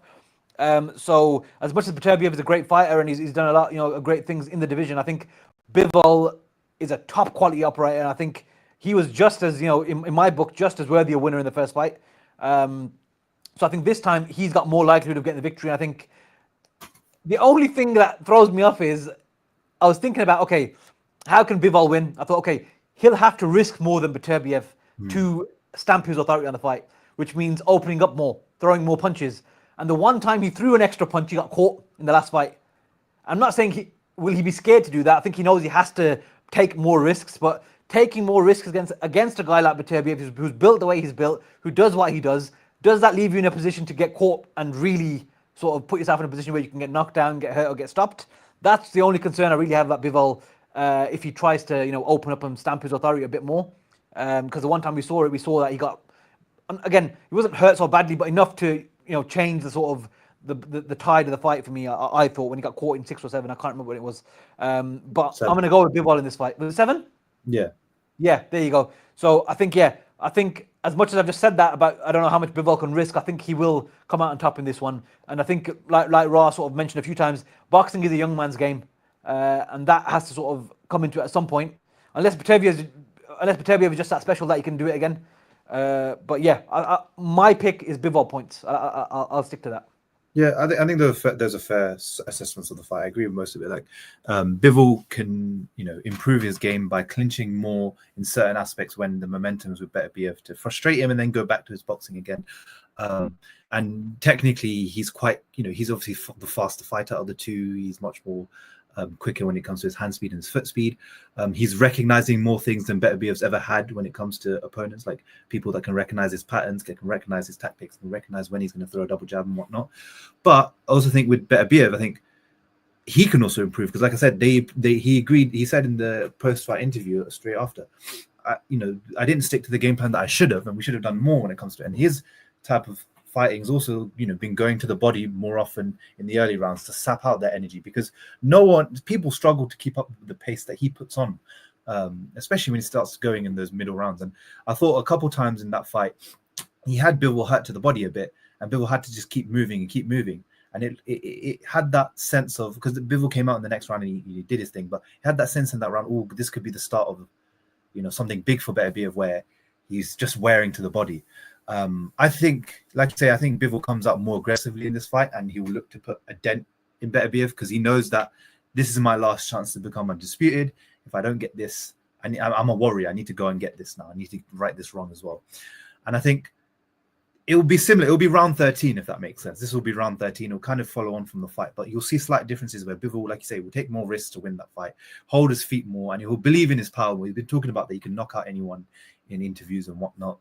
And I think he'll hurt Beterbiev. I think there'll be moments where he actually hurts Beterbiev, might even drop him. But I do also think that Beterbiev will go to the body more. I think Beterbiev will keep the same pace up more. I think, like you say, those moments where he gets countered and it hurts, Beterbiev's not loading up. So those shots hurt and Beterbiev can throw loads of them. And I actually think that the style that Bivol has, he's got a decent gas tank. It's just hard to keep that up for 12 rounds. It's hard to maintain that level of pace. And then add on top of that, this relentless guy who's physically strong. He's going to come at you. And while in this clinch will be quite interesting, I think both of them are quite strong. I think Beterbiev will favor more of the clinch because he can get his short shots off much quicker. And so I think actually he's going to stick and move, but there's going to be a point in the fight where he's going to trade, he's going to get hurt, but he's got no choice. He's got to go for it. I think Beterbiev actually stops him in the later rounds, like rounds 10, 11, 12. I think the body work will take its effect. I think Bivol's a fantastic fighter, and him getting a decision would not surprise me. Him looking much better wouldn't surprise me. I just think Beterbiev's one of those guys where he's technically very good, but his physicality is unmatched. Like no one can really match the power, the pace, the engine, how solid he really is. Like he's a solid light heavyweight.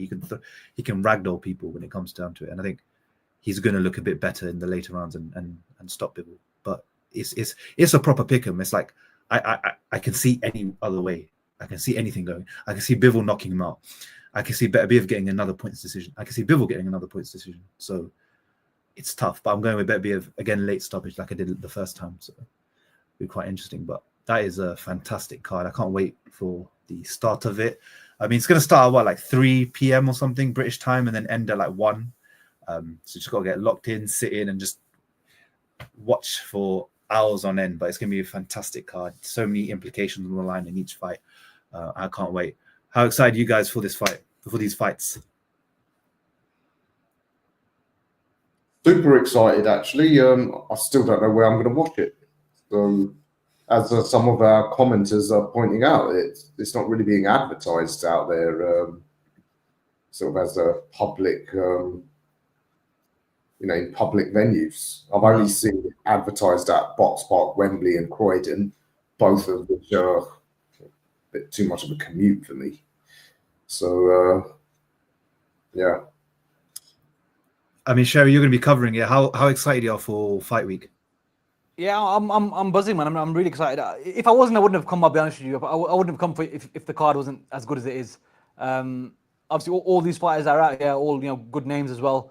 And I think quite a lot of them will give good interviews as well. So if I'm lucky enough to get some of them, then brilliant. But yeah, the card itself, I think back in was it October, November when they started talking about Feb 22nd being a big card. Yeah. We were all like, how big can it be, kind of thing. But I think it's a massive card for consistency from top to bottom. Outside of Schofield, Shakur, which isn't a bad fight, it's just a matter of how skilled Shakur is. It's a skill disparity thing for us, isn't it? It's not a bad fight in terms of the names on paper necessarily. That's the only one fight you can really maybe criticize. Otherwise, the rest of them are all meaningful fights in their division. They sort of set a path for where those divisions go next as well. And obviously, the main event is a rematch of one of the most intriguing fights we've seen in recent memory, and a fight that still is debated 4 months on, and we've all got very different opinions even now. With all due respect to all of us, and everyone's got valid points. I think everything Ra said was fair. Everything you're saying is fair. And I'm middle of the road. Like I said, I couldn't split them, so I'm like, all right, cool. So I think it's a brilliant card, and it's going to be a long night. I'm sure Ra, the times we did come to Riyadh to cover fights, it's a slog, man. When you're there, getting there at 3-4 p.m. and then leaving at 2:30, 3 in the morning, it breaks your back, man. The chairs aren't even comfortable because they're the plastic seats. Honestly, your back's gone. But it is a wicked experience to have. So I'm looking forward to it. I think the fights will deliver. I'm just very, very excited, man. And hopefully the week just flies by because I just want to get to the fights now. Because the reality is, Beterbiev and Bivol aren't big talkers, are they? And they're the main event, so you just want to get through the press conferences and all this business and just get it on.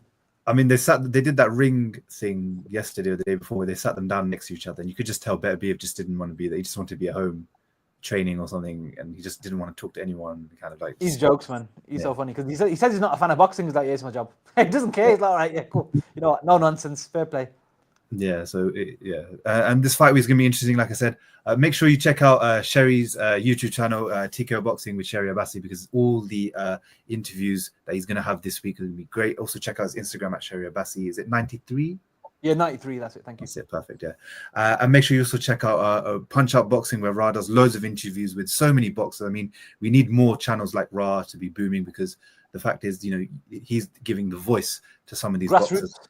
Yeah, grassroots, like Nelson Hisa, for example, one of the recent videos that he's had up interviews. So make sure you give them a subscribe and like their videos as well, and share those videos as well. I'm going to put them in the description below. And make sure you subscribe, to Ringside Fracas. Also follow us on Twitter and Instagram at Ringside Fracas. Like I said, it's a journey. We're going to keep going, see where we get in the space, and we're just going to keep watching the sport, loving the sport, and talking about what we want to see more from it. So yeah, I mean, enjoy this week. This is probably one of the greatest weeks we're going to have for quite a while. So enjoy what's coming, all the content that's going to be coming your way, all the fights. Make sure Saturday night's a good night, and we'll see you in the next preview in the next pod where we review all of this entire event. Peace.